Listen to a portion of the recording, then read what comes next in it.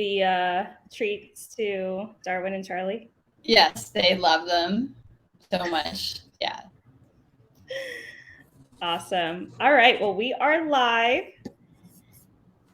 Welcome, everyone. My name is Ruby from Real Dog Box, and I am here with Dr. Holly from AnimalBiome. We're going to be chatting about gut health and microbiome and how it affects our dogs, our overall health and immunity. Something that I recently learned about was how it can even affect behavior. So I'm very excited to have you here. Thank you so much for joining us. Oh, thank you so much, Ruby. I'm so excited to be here. Wonderful. Well, while we wait for others to trickle in, I'll sort of introduce myself and tell you guys what we do if we have some new viewers and followers here. Again, my name is Ruby from Real Dog Box. I am one of two founders, and we are a small batch maker of air-dried treats and chews and whole food supplements. And our mission is to help you feed real food. Hi, Nicole. Hi, Eric. Welcome. We make all of our treats here in San Diego by hand, and we also offer nutrition consultation services. And the reason why I reached out to Dr. Holly was to talk specifically about gut health, because we were in the midst of creating our real food nutrition certification course, and we had so many questions about the gut microbiome. So she's here today to teach us more about that and also tell us more about some of the tests and supplements that she offers. For our viewers here, typically our lives last about an hour. We're going to just chat for 30 minutes or so. Our team put together a lot of questions, mostly about fecal transplants, which is a really interesting topic, but I think we're probably going to start with the basics and maybe just scratch the surface. So Holly, tell us, you are the Chief Science Officer of AnimalBiome. You've been studying gut health, I think, for at least 20 years. Can you tell us a little bit more about your journey and how you got started? Yeah, happy to. So yeah, I'm Holly Ganz, and I'm a microbial ecologist. And what that means is that I study microorganisms, bacteria, fungi, and other like protozoans, other small things that live on and in us. And I've studied them in animals and in insects and in the soil. And what we've been learning in the last 15 years is that there are a lot of them that live in association with our bodies, and they affect our health. And so I was doing a postdoc at UC Berkeley looking at the soil microbiome, and decided when my dog got sick with hemorrhagic gastroenteritis that it might be useful to take the tools we were using to study soil ecology and understand the gut microbiome, because the gut, in a way, it's a sense the soil for our bodies. Actually, there's a whole community of microbes living there. And so I took a research appointment at UC Davis Vet School and started doing pet microbiomes. And from that, discovered that people had problems with their cats, digestive problems, cats and dogs. Some of them had like chronic diarrhea or chronic vomiting. There's also chronic skin conditions, and strange things like fecal transplants can really help, because there's just a lot of use of antibiotics in medicine. And the problem is just that we didn't really appreciate that not all microbes are bad, and that they're actually good ones that we need to support. And so it's a crazy world, but it's, I think, fascinating. And I'm like living my dream to be able to work on it. That's awesome. No, I love it. And I think that in the holistic integrative veterinary community, gut health alone is coming up quite frequently, but for so long we didn't talk about it or really understand the connection to our health. And I think I read a statistic recently that it's 80% of our gut microbiome affects our immunity. We also had a live with Dr. Connor Brady just a few months ago where we talked about dysbiosis, gut imbalances, and how that can affect behavior. Can you sort of walk us through how it's all connected? Yeah. So, well, one fun stat is that they used to say like that there are 10 times as many bacterial cells in your body as you have your own cells. But then when they went and they counted blood cells, if you add those in, maybe it's 1-to-1. But blood cells don't have all the same functions as other kinds of cells. So there's debate about whether or not it's fair to include them. But in terms of immune cells, actually 80% of the immune cells in the body occur along the gastrointestinal tract. So that's a really important part of our immune system and our pets' immune systems. And as you can imagine, like when we eat things and take it into our digestive tract, like that is opening us up, right, to the possibility of eating something bad that can then invade us and make us ill. So that's one level. And that's sort of been the focus, I think, for a long time, is on pathogens. But of course, what we eat matters too. And the more industrialized our food processes have become since we like created agriculture, started farming animals, and we've been sort of winnowing down the diversity of foods that we eat. And so when we were like hunter-gatherers and we ate what was in season and we ate what we found, then we ate a lot more diversity of things than we do when we just see what we can get at the grocery store. And then with sort of, as I mentioned, modern medicine and antibiotics, we've just been sort of narrowing down the diversity of bacteria in the gut. And why should you care about that? Is I think it's helpful to think about it as kind of like an ecosystem. It's like a rainforest in your body. And what we know as ecologists is that if you have a more diverse ecosystem, it can be more stable when you have sort of something terrible happen. Like say there's a hurricane on an island.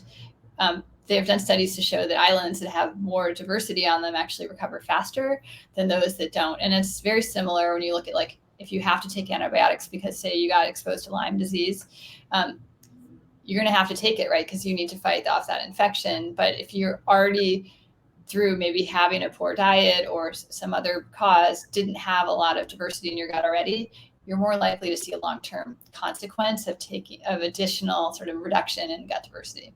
Sure. That's something that I want to talk about when we get to it, just not variety, but how we can restore some of that gut health when we do have to give our dogs or cats antibiotics, because it happens, it's inevitable. It's something that we're going to have to do it. Hopefully not, but at some point in our lives. I see a few people it's trickling in here. So I just want to let you guys know if there are any questions that you have, feel free to drop them in the comments below, because we will have a Q&A about halfway through. Where is everyone joining from? I recognize some names from our team, so expect the fecal transplant questions. Well, I love talking about fecal transplants, so no problem. And I did want to say, actually, I did my master's degree at UCSD, so I lived in San Diego years ago. Oh, wonderful. Well, when you come back to visit, which you should definitely come see us and take a tour of our kitchen. Would love to. All right, so my next question is, what makes for a healthy gut? It looks like you started off sort of by saying variety. You have to have diversity in the gut biome. What does that mean for our cats and dogs? Yeah, I mean, this is actually in some ways, it's a more challenging thing to study. Like it's easier to see like, okay, with this health condition, what are associated with it? But we've been spending a lot of effort over the last 6 years since starting AnimalBiome on looking at like what does the healthy microbiome look like in a cat or a dog, and so that by understanding that, then we can say, well, how is it altered if they get Giardia or if they have like GI lymphoma or something else or IBD, and so what we've done is sort of we've developed a test that allows us to focus on sort of we consider the core groups of bacteria that are found in most healthy animals. So it's really sort of statistically defined, and it means that they are like very prevalent within a population of healthy pets. So 80% of all healthy dogs have these groups of bacteria. The microbiome is diverse and it is variable from individual to individual. So it's not a simple thing to study, but that's part of, I think, what makes it so fascinating and amazing. Is this is tremendously diverse. It should be a very diverse community. And so we believe that these core taxa are sort of foundational for health. We're still trying to understand the roles that they play. And there's some thought that some groups may, there may be overlapping functions between the groups, but we are finding that when these groups are absent, we find correlations with things like diarrhea or like diagnoses like IBD. And so there's also prior antibiotic exposure, sort of other things like that being associated with their being absent. And we refer to this as sort of the case of the missing microbes, sort of inspired by Marty Blazer's book called Missing Microbes, in which he posited, he's a doctor at NYU, and that basically modern lifestyles have reduced the diversity of gut bacteria and are contributing to this rise in inflammatory disease in people. And all of this sort of is analogous in our pets. Sure. Yeah, no, that makes total sense. Can you create an environment of diverse microbes if you're feeding the same thing every day? Right. Oh, yeah. So diet, of course, is foundational. Like, so I have to admit, when I started this, I was looking at like, can we make a useful diagnostic test that's, sciencey and using the latest, DNA sequencing methods that's helpful and maybe less invasive than endoscopy. But pretty quickly, I realized, in addition to that, people want to be able to support and restore gut health. They don't just want to have a good snapshot of how unhealthy their dog is. Sure. So I did start with fecal transplants because if they're missing these microbes, it's hard to get them any other way. And that's why fecal transplants are a thing. But if they are sick and they're very depleted and the gut isn't functioning well, the place you have to start first is really with diet. You need to make sure that they're feeding a healthy diet that has enough protein, that has enough fiber. I mean, of course, there's a range of balanced diets. So it's not that we're not trying to challenge that paradigm. It's more, we do think that probably more protein, there's a range of carbohydrates and proteins that's all considered part of a balanced and complete diet. And we tend to believe that higher protein is more natural and, reflects more of the, what they would have encountered when they were having sort of a whole carcass nutrition in a more wild state, recognizing that, dogs have been domesticated for, 5,000 years or so. And that they are scavengers, but still they weren't eating pizza crusts and popcorn, like some of them do today. And that I think I tend to like to use sort of evolution as a guide. And so think about, well, what were they eating before? And so that we can better understand how to feed them today. I think that modern innovations like kibbles are very convenient and there's value there, but I think that it's still helpful to have that framework of, what were they feeding on 200 years ago? Sure. You mentioned I think it was your previous dog that sort of piqued your interest in gut health. What sort of signs did you see, or what sort of clinical signs might we see in our dogs that tell us we might want to check out whether there's an imbalance in their gut? Yeah, I mean, so in Yuki's case, she was a McNabb Shepherd Border Collie cattle dog mix, and she medium-sized, super athletic, and had what I considered a cast iron stomach for most of her life. She wasn't like super food motivated, but she just was had a resilient gut, like a lot of dogs should have. Right? They evolved from scavengers. They should be able to eat dead things and not get sick. That's unlike us. Like we can't just eat a dead thing and not pay the consequences. But when she got to be like, I don't know, 10 to 12, she developed hemorrhagic gastroenteritis, or HGE. And we sort of didn't recognize it as soon as we might have, because she'd been so, like, it was never a big deal. If she had diarrhea one morning, it would always be gone. Mm-hmm. In this case, it ended up progressing to bloody diarrhea and vomiting, and she had to get hospitalized and given fluids and antibiotics. And that worked, except for that then we ended up on this kind of merry-go-round where every month or so, 4 to 6 weeks, she might randomly eat something and it would trigger it again. And she became like really sensitive to a lot of foods that she'd been able to eat most of her life. So I don't know if this is the product of like, I fed her the same kibble for 10 years, right? Which I think is also like, I didn't exactly do that, but like, you're sort of told like, oh, if the diet's working, just stay with it, just feed the same thing. And I think I tried to rotate protein sources or something, but it was pretty minimal. I wasn't as focused on nutrition at that point in my life. And, but so we lived like walking on eggshells for like a year and a half, where we just could only give her one food and one kind of treat, and everything else would cause a flare up. maybe more common problems are sort of the chronic diarrhea, the poop not smelling right, not looking right. In Yuki's case, she was the first dog who took our fecal transplant capsules, and it totally resolved the problem for her. And there is a published study that came out of our non-Gallus lab at Ohio State showing that for hemorrhagic gastroenteritis, as well as some other conditions like acute diarrhea, this kind of approach is really beneficial. But you can restore a lot of diversity and balance to the microbiome through diet. And so it can take longer than a fecal transplant, but you have to do it anyway, because you can put the good microbes back in with a fecal transplant. But if you're continuing to feed, a poor diet, then you're probably going to end up back in the same place eventually. Sure. Yeah, I think that the blame has been placed a lot on antibiotics because we know it wipes out the good and the bad.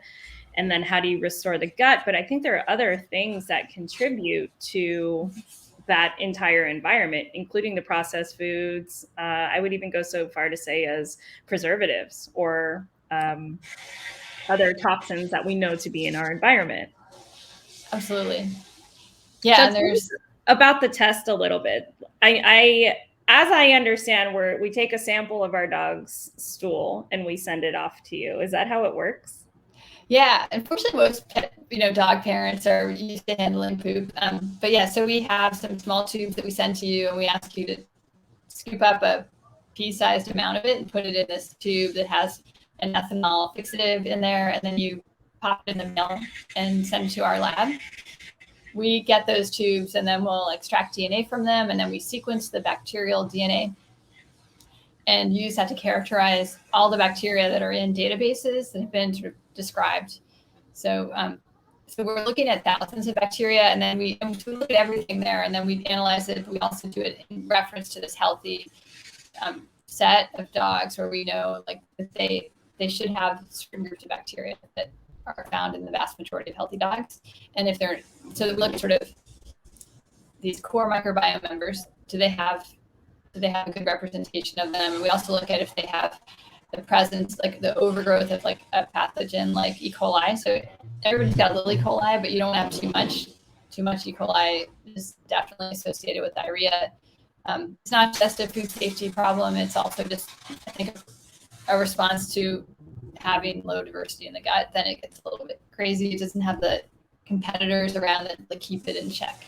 Yeah. Are you seeing any common denominators? Like, well, I guess maybe the first question is, when you receive the sample, do you also gather other information about the pet, like what they're currently eating, their age, or other health issues that they might have? Yeah, so we have basically we ask people to fill out information about their pet, and then also when they collect the sample, we get updated information about like what's going on with them right now. And yeah, because it is important to understand like if they have low diversity but everything's fine, then like we sort of will really lean in on recommending improving the diet if needed, because that's a really great way to support gut health. But if they're like having really severe clinical signs associated with a gut health problem or like skin condition, then we might recommend more like how do we reintroduce the bacteria sooner. And so we sort of take into account both. What do you recommend to improve the diet? Well, at this point, we are just sort of doing more at this macronutrient level. And we know that certain groups of bacteria respond to macronutrients. So like Fusobacterium is very responsive to protein. And if it's too low, usually we start with saying, hey, maybe you need to increase the protein a little bit. We're not trying to say like, we still want to be balanced, but add a little more protein or give some high protein treats. See if you can support that group of bacteria, because it might just be that like, because this is a system with thousands of interacting microbes, that some individuals just need a little bit more than others. And to just have enough of the groups of bacteria that are in the right range for sort of being health associated. Other groups are fiber fermenters. And so like having some there's some wonderful commercial diets but they don't have quite enough fiber in them. And so but there's lots of opportunities to add fiber to the diet, and you can use whole foods for that as well. And so those are sort of the main things. But the other thing though is sometimes they have low fusobacterium, but they are already on a high protein diet. And that's actually really useful to know, because that means they maybe are having trouble producing the enzymes needed to break down that protein. And so in a way, that's, even though people are frustrated because maybe when they find that, because they're like, I'm already doing it, it's telling us something else that might be actually very medically relevant that you might want to talk about with your veterinarian. Sure. Can you talk a little bit about, I wanted to go into digestive enzymes, but I thought for a second, what about the live and dried probacteria, the probiotics that we're adding for a long, long time? So let me even give you some more background. We were putting together our nutrition course, and we came across things that we like to add into our food, whether you're feeding dry or fresh food. Green tripe, almost always on the top of the list, especially if you're on a raw feeder. Like that's money. It's almost in everybody's diet.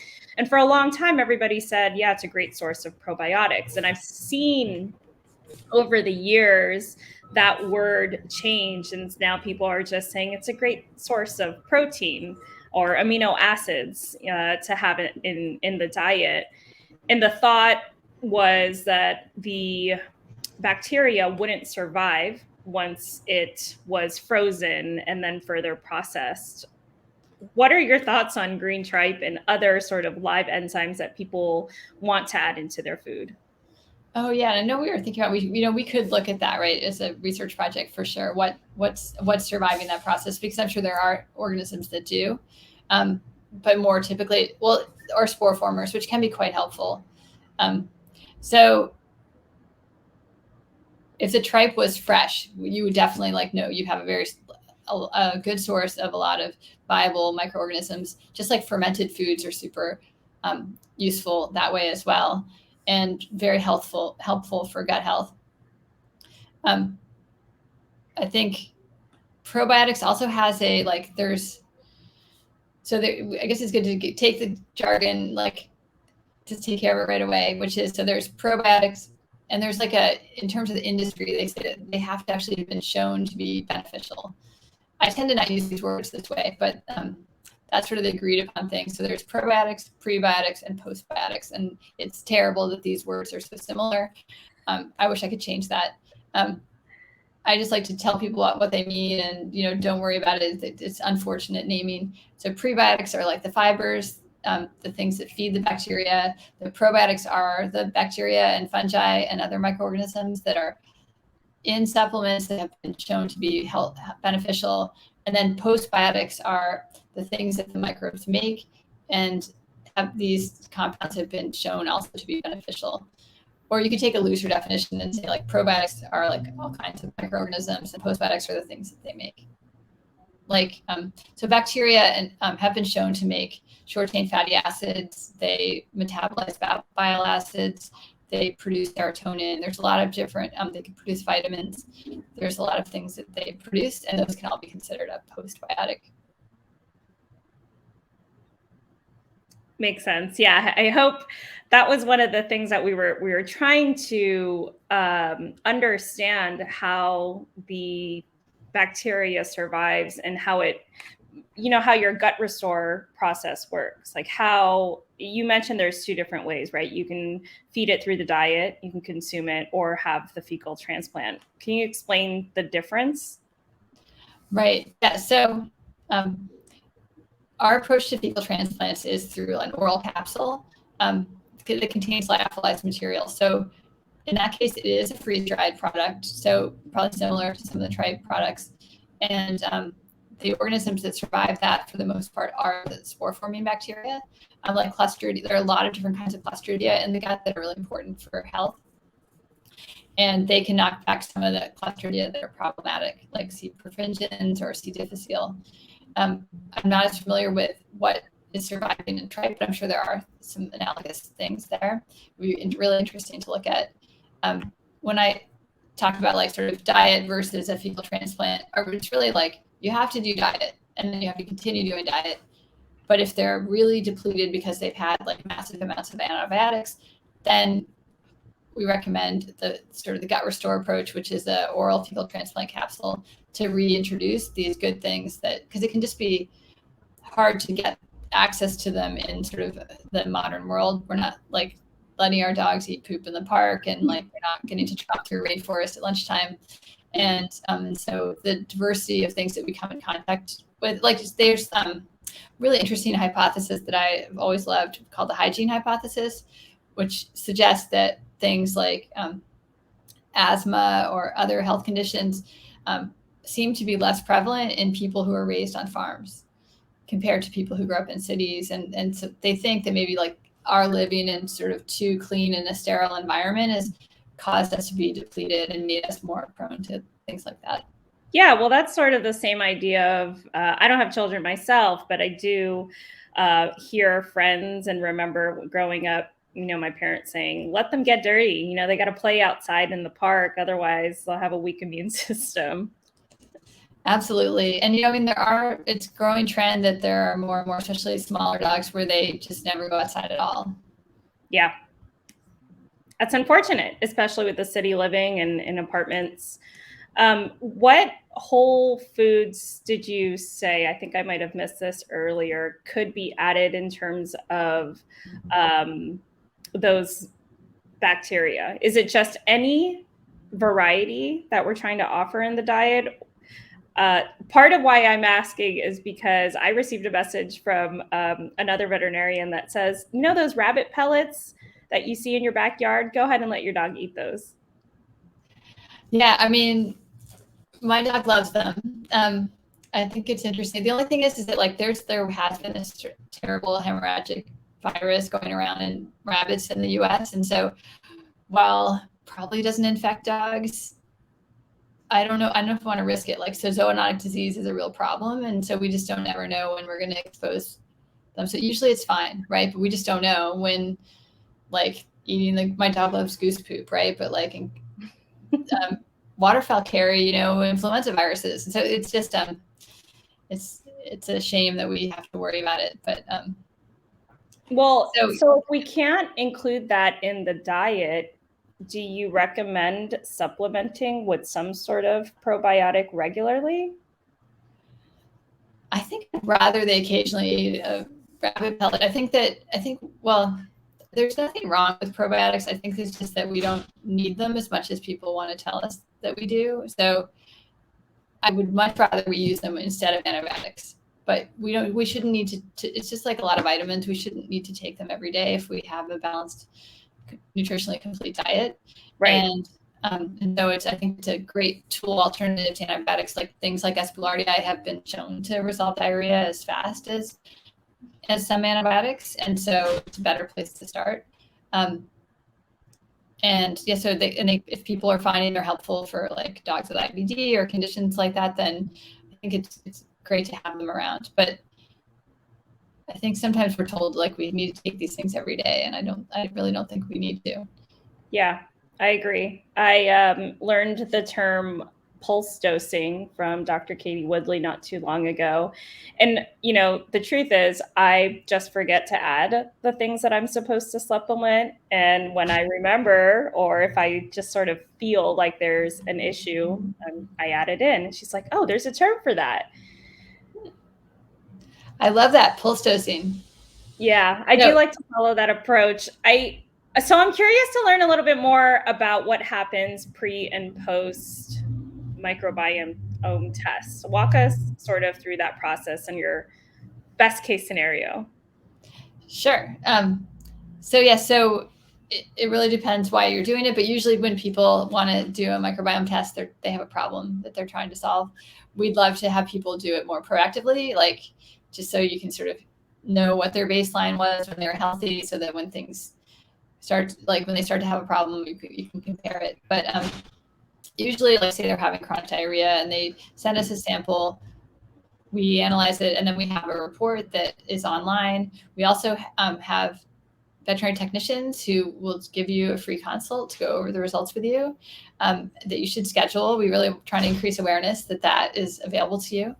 And these our team is super talented and they really love helping people and helping pets feel better. And so we look at the results, and then sort of they think about like what are the symptoms that the pet's exhibiting, and try and make some recommendations that will try and help support them.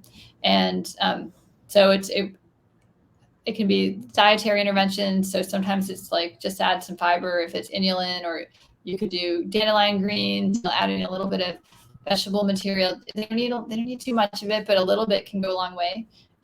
With the inulin, it's like a quarter. It depends on the size of the dog, but like a little bit goes a long way. You don't need a lot of it.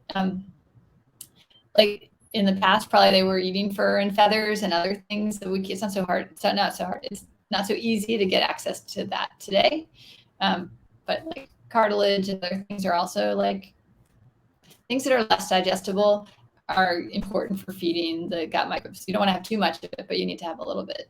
Sure. Well, they are easy to access if you're getting our boxes. We almost always have fur or feathers available.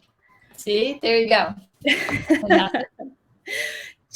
Does someone have to make any changes to the diet before they take their stool sample? Like if they're already feeding probiotics, is that a good or bad thing?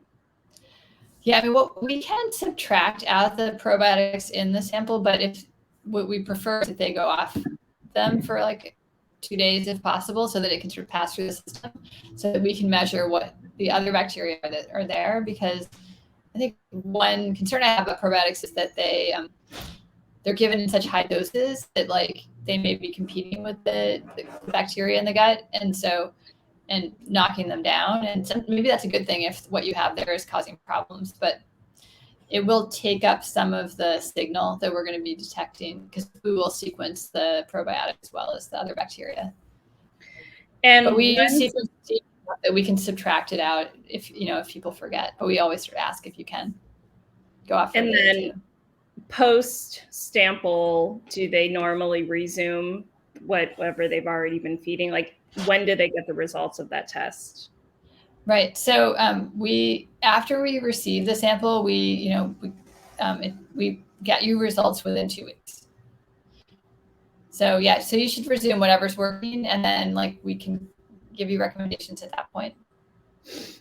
And can you talk about your product, the Gut Restore product, how it all works? Yeah. So we're kind of different. So we have a stool bank, and we have healthy dogs. We're based in the California Bay Area and up in Oakland. And basically we have developed a method of processing stool from healthy dogs. We do extensive testing on it, and we bank it for more than a month while we're making sure that it was safe. And then we actually freeze dry it and powder it and put it into capsules. And then the approach that we take is sort of slow and steady, like giving a little bit each day over 30 days, because some animals, especially when they have these sort of chronic GI problems, are very delicate. And so if you give them a lot at once, it can be too much. So we sort of developed this approach for those most sensitive animals. And so that sort of gently trying to restore these bacteria that they may not have for whatever reason. And I suppose the ideal outcome is that the animal can maintain that healthy gut on its own. Is it ever the case where they have to continue receiving that supplement from you? Yeah, I mean, it's true that about half the time it works and they don't have to do it again.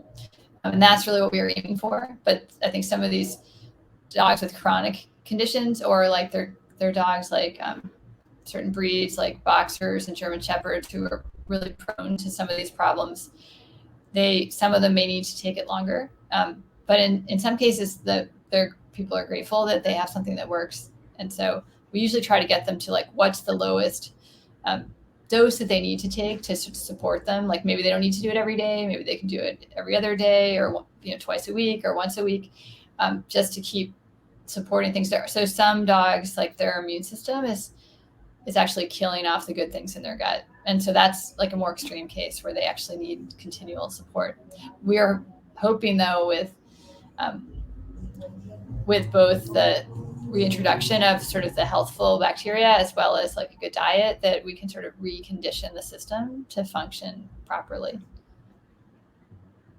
Wow, it's amazing. I know it's also become a little bit more common even for humans. I just think the idea of bacteria coming from something else is hard for a lot of people to, to wrap their head around. I know it is. I like to think about it as like they're living fermenters, and like, at least in this case, we know it's like it's a healthy functioning ecosystem that they're coming from. And it's sort of natural ratios of like, like with that probiotic, it has like 10 strains. Like, how do they know how much to add of each of those strains? I mean, they don't really know. They just you have to start somewhere. But with this, it's actually a naturally occurring system. And so I think that and it's got thousands of different organisms in it. It's not something that we could recreate very easily. The healthy dogs that you've got over there, what are they fed? A range of diets. And so that is something that we've been interested in. We have all the way from sort of the far end, which is like, we have donors who have, I think, 6 generations of not having antibiotic exposure and being naturally reared. We have raw fed donors. We have more, like we have some fresh diet fed, and then we do have some kibble fed. But like all of the diets have to have, the correct. They have to be good enough quality, and they have to be like right balanced and have enough protein. This is a complicated question. Does it matter what the receiving dog is being fed? This is actually one of the questions that somebody sent in. If my dog is raw fed, would the fecal transplant be from a raw fed dog be better? We don't have any evidence that it is. I think that what we can say is that we know that all of our donors have a good representation of the core bacteria that we have found in healthy dogs. And so we do have raw fed donors, but I'm not sure that that's necessary. So, and there's a study that Ohio State's doing now on this question for a specific application. I think they're looking in this case at canine parvovirus infection, which adding FMT has been shown to be beneficial. And they're looking to see if there's so many different health conditions that you can do a study for each one to see if it matters. So we do provide different options. We don't know yet if it matters. Which means that we don't know what we're getting when we receive our capsules. We don't know which dog it came from or what they're being fed. I mean, so we do record. So actually, there is an option to purchase the raw, naturally reared capsules on our website, but also we record with every order that we ship. There's a code on the bottom, and when we ship it to you, we record that code. So we know, like, if you order again, we can give you the same donor or we can give you a different donor. That's awesome. Well, of course, batch tracking. Yeah, I mean, if you buy it through a veterinarian, it's a little harder because then they're giving it to you. And so, but if you look at the code, then we could look it up. Awesome. If my dog seems perfectly healthy, should I do a microbiome test? I think you should. I do it with mine. I think it's fascinating. I mean, but I'm one of those people who did 23andMe for myself, but I think even more so than like DNA testing for your genome, because you can improve their gut health. And so right now I'm doing one for people, and I'm looking at how my microbiome responds to different foods. And so I think that it's good to know if they have a good mix of bacteria or if they might be a bit depleted. So then you could sort of make an extra effort to like give them more variety in the diet. Of course, you could do it anyway, but I don't know. I think more data is better. Yeah, of course. Of course. Have you found any similarities between the human one that you're doing, between humans and dogs? Well, the one I'm just starting. This one is super involved and really interesting, but like you wear like a blood glucose monitor, and like they have you like eat a controlled diet for a few days so that you can sort of see how, which is a great idea, but I don't know that we could do some of those things the same way in dogs, because for a lot of people it's a hardship to change their dog's diet just for like a few days. It's stressful, and so I think it's easier. There's some things are easier to do in dogs and some things maybe easier to do in people. I think with dogs, like we can give them a really healthy diet more easily than probably we can get ourselves to eat it. Sure. Yeah, no, that's something that we've certainly learned in our own consultations. It's just so overwhelming to make that switch. I think first you mentally have to accept why you're doing it, and then accept that it's not as easy as just scooping something out of a bag and putting it into a bowl. What sort of changes did you make to your current dog's diet after Yuki? Oh yeah, I mean, so I do feed my dogs commercial raw. Now I mean, for Yuki, I cooked for her for a long time. I wasn't able to transition her to a raw diet. She was old and it didn't work for her. But and every dog's different, right? So we cooked for her later in life, and I will say that it's the most satisfying thing, cooking for your dog. They're so appreciative, so much more than anybody else. I'm kind of busy now with the whole business life, so I've been feeding various commercial raw diets, but trying to give them variety for sure. I mean, I do have 2 seniors, and so they're not quite as like they can't tolerate tripe anymore. I don't really understand why, but you know, I have a 15-year-old and a 12-year-old, so yeah, seniors. Well, and we transitioned our senior. We had a Doberman, our senior dog, when he was 12. And everyone said, you know, with an older dog, you can expect some digestive upset, and make sure you've got a back door that they can quickly run out to, or, you know, go the slower route. But he was already older, and I didn't want to wait. So we did the cold turkey, but I do recognize that it is a bit harder on the senior dogs. For the samples that you're getting in your microbiome test, are you finding any common denominators, like in terms of the types of dogs or the ages that people are sending their samples in? Well, I mean, no, we get a range of ages. I mean, they're so like GI and skin conditions can happen to a sort of broad range of ages of dogs. Sometimes like the young dogs, like the post-weaning, like it's common for them to have diarrhea, and normally it should like resolve, and like they will, like their microbiome at that point is going from like milk-based, right, to solid foods, and it's a huge transition. And that's normal. Like, so in they should be able to handle it. If you go cold turkey, they should be resilient, able to handle it. But then there's some dogs where the stool never really firms up, and they're like a year old. It's way past weaning. So that's sort of a time period, and it's really much easier to restore health than it is like in the older dog, where maybe there are other systemic problems happening. And so we kind of get sort of the whole length of life. But some dogs, like my dog Yuki, didn't have any problems until she was 12, and other people are less, you know, other dogs are less lucky. Sure. Yeah. And I think people are just not even aware that there's a different way to follow your dog's markers beyond your annual veterinarian visit, right? Like everyone just thinks, oh, you can go get your blood test, but now we've got the microbiome test, we have hair analysis, and a whole bunch of different ways to really understand what it means when we say, I've got a healthy dog. That's right. Yeah, we have a lot more tools now, which is really fun. Yeah. What are your thoughts on the hair tests?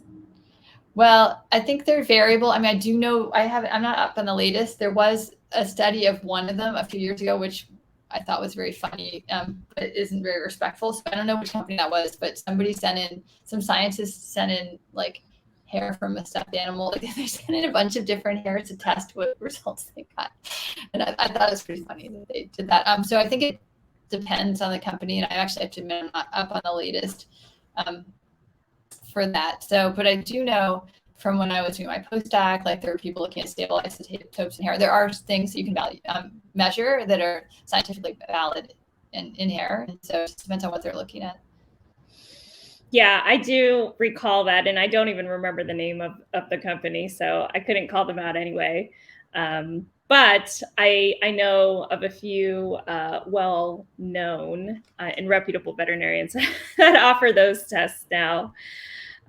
I think we sort of touched on this. This is a good question. So besides antibiotics, what kinds of things can damage the microbiome? Yeah, this is a great question. So of course, antibiotics are like the most obvious. Also sort of antiparasitics. There was a study that came out a few years ago where they looked at a whole range of medicines, both human and veterinary, and they tested like core beneficial bacteria from the gut and how whether or not they were harmed by exposure to these medicines. And they found, I can't remember now what percentage, but many different medications do have unintended consequences on gut bacteria. And it just hasn't been something on the, the radar for like when you're developing a drug to sort of look at. But I think now it is, people are looking at sort of these unintended effects of medications. And so I think that, yeah, I mean, I've been personally sensitive to medication, so I always tried to minimize them. I think they're super important and useful to have, but if you can minimize it, we just don't know necessarily what the side effects are on, especially things like the microbiome. Sure. No, we in our consults, one of the questions we ask is whether the dog is on any flea or heartworm sort of oral treatment, because when they come to us and they're seeing, consistent diarrhea, soft stools, and other sort of stomach issues, that's one of the first things we ask them to eliminate if they're willing to take other measures to actually prevent some of those issues.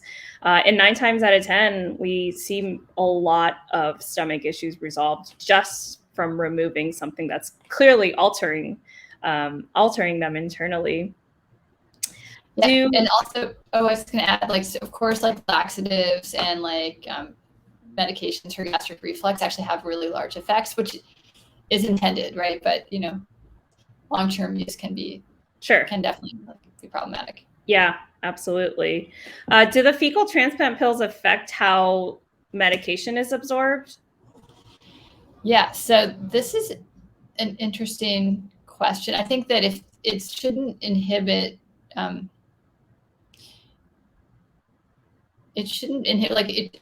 that's something that like doctors have to assess when you're adding like a medication to someone who's on a daily prescription. And I don't think that it has an effect in terms of needing to change the dosage of like an ongoing prescription. But there have been studies that show that the composition of bacteria in the gut can affect like the efficacy of things like chemotherapy. Mm-hmm. So it's a very active area of research. So if you have one composition of bacteria in your gut versus another, actually they found that, it's that plus actually they found that taking probiotics can actually like negatively affect outcomes. And so I think that fecal transplants may be a little bit less likely to have that effect the way that we do it, because it's a very small amount and it's a diverse community, whereas a probiotic is like, even if it's like 10 or 15 organisms, it's not that many compared to what would be in a fecal transplant. And so that they may have like a more directed effect because it's a lot of a small number of things. So I think that's a super rich area actually for research and exploration. Yeah, so, and there's other things that counteract with medication beyond that. So if besides the pills, if you're offering any sort of vitamin or mineral supplementation, that can certainly interact with each other and or the medication. That's right. Yeah. Whereas like if there were like the levels that occur like naturally in food would be less likely to probably. Yeah. Right. And as you're saying, the lower dosage that you guys are using, it's less likely to affect. This is a really good question. Yeah, it's super interesting. There's a lot there. Will my dog's test results determine how long he would need to take the fecal transplant capsules for, or would we retest to see if the gut improves? I think that I don't know if we can know at this point how long. I mean, I think we can say like, oh, it's more mild, and so maybe a shorter course would be fine. But in general, we sort of just recommended like 30 days. We are sort of trying out like 7 or 15 days now to see if that might be enough. But we really wanted in the beginning to just make sure it worked. So we were like, just go with 30 and have a good outcome. And like maybe you can try less and see how it goes. Certainly, like the young dog whose stool didn't firm up, I think my veterinarian just did it for a week and solved her dog's problem. And so I guess how long it's needed depends on the severity of the imbalances in the gut microbiome. We do recommend retesting afterwards. Even if their like clinical signs all improved and they're not having those symptoms anymore, if we still see that there are some issues, it can be useful to know that maybe, additional support is needed. Of course, what people really care about though mostly is that they're not having any symptoms. Right. And those clinical signs can range from the loose stools to the skin issues as well. So it's more subjective to understand whether or not those issues have really been resolved. Yeah, that's just part of what I love about the test results is that like we don't know when we get your sample what we're just processing them all the same, and then to looking at them together is very fun because it's definitely like an unbiased snapshot. Sure. That's a true scientist right there. James asks, which should you test first, microbiome or food allergies? I mean, I recommend microbiome. I think that if you restore the microbiome, a lot of food sensitivities disappear. So I think people find the food allergy testing helpful, but I think that some of them can be resolved without, so that some of them are not really true allergies. I think that it's useful to do a food elimination diet, but you might get different results if you're able to restore the microbiome. Right. And I think that sort of goes to what we said about, letting your kids sort of get dirty and be exposed to different sort of bacteria so they can build that immune system. Because what we find is the stronger the immune system, the less reactions they have to different foods, different even toxins in the environment. Sometimes we see dogs at daycares that are all exposed to the same virus, but only a handful come home with it, while the other ones, don't really see any issues. That's right. Yeah, and we think some of that is, it's like, so they have resilient microbiome and also like healthy immune system supporting that immune system function.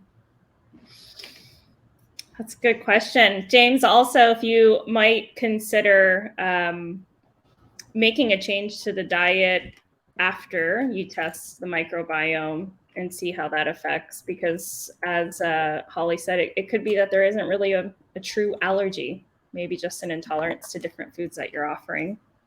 Yeah, like with my dog Yuki, she could only eat like chicken and rice for like a year, and then we restored things, and she could eat everything again. So it, complicated system. It is. It's complicated, not just what we're feeding, but also how our dogs react. And there's so many other things, just even to touch on what we mentioned earlier of how dogs' behaviors can often be affected by imbalances in the gut. So, you think that you've just got this untrainable, terrible dog, but the truth is they just don't really feel well.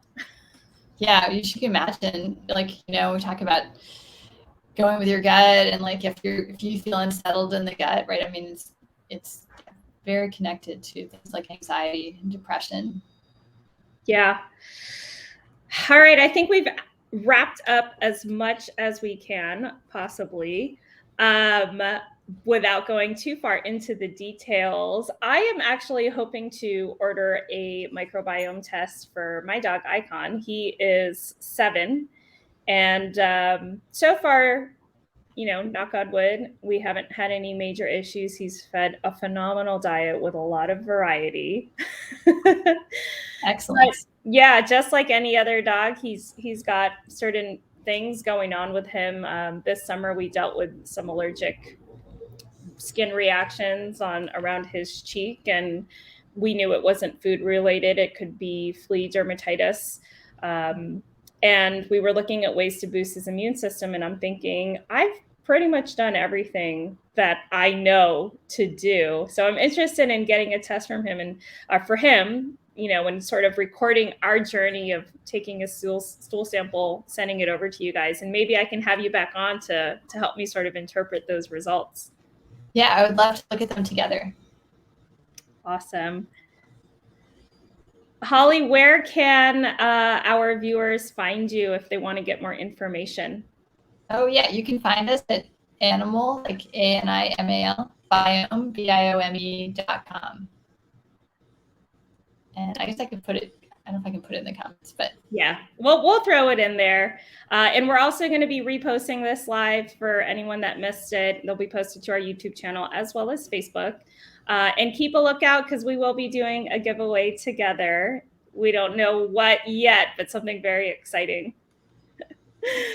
Well, thank you again for joining us. Thank you, everyone. Happy Wednesday. yeah, thank you guys.